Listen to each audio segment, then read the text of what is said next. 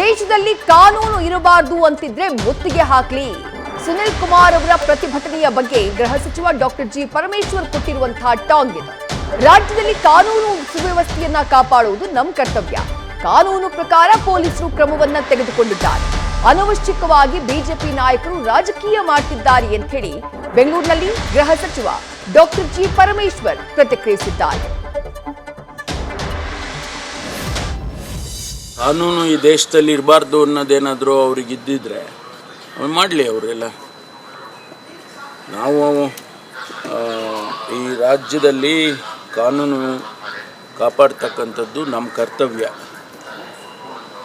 ಅವರು ಕಾನೂನಿನ ಪ್ರಕಾರ ಅವರು ಏನು ಕ್ರಮ ತಗೊಳ್ಬೇಕೋ ಅದನ್ನು ಆ ಪೊಲೀಸ್ನವರು ತಗೊಂಡಿದ್ದಾರೆ.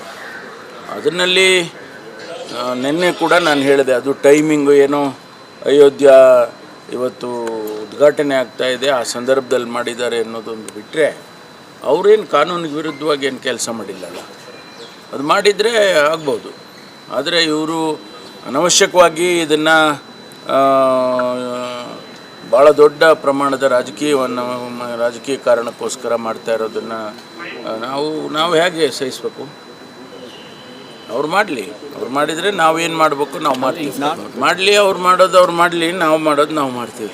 ಯಾವ ಕಾರಣಕ್ಕೆ ಸಸ್ಪೆಂಡ್ ಮಾಡಬೇಕು? ಅವನೇನು ತಪ್ಪು ಮಾಡಿದಾನ? ಅವನ ಕೆಲಸ ಅವ್ನು ಮಾಡಿದ್ದಾನೆ. ನಮಗಿಷ್ಟ ಆಗಲಿಲ್ಲ ಅಂತ ಹೇಳಿದ ತಕ್ಷಣವೇ ಅವನನ್ನು ಸಸ್ಪೆಂಡ್ ಮಾಡಿ, ಹಾಗಾದರೆ ಎಲ್ಲ ಅಧಿಕಾರಿಗಳನ್ನೂ ಹಂಗೆ ಸಸ್ಪೆಂಡ್ ಮಾಡಿಬಿಡೋಣವಾ?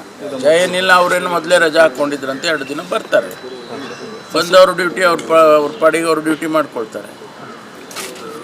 ನಾನು ಹೇಳಿದ್ನಲ್ಲ, ಈ ವಿಚಾರದಲ್ಲಿ ಅತಿ ಹೆಚ್ಚು ಬೆಳೆಸೋಕೆ ಹೋದರೆ ಅವರಿಗೆ ಒಳ್ಳೆಯದಲ್ಲ. ಜನನೂ ಗಮನಿಸ್ತಾರೆ ಅಂತ ತಿಳ್ಕೊಳ್ಳಿ. ನ್ಯೂಸ್ ಫಸ್ಟ್ ನಿರ್ಭೀತಿಯಿಂದ ನಿಮ್ಮ ಪರವಾಗಿ.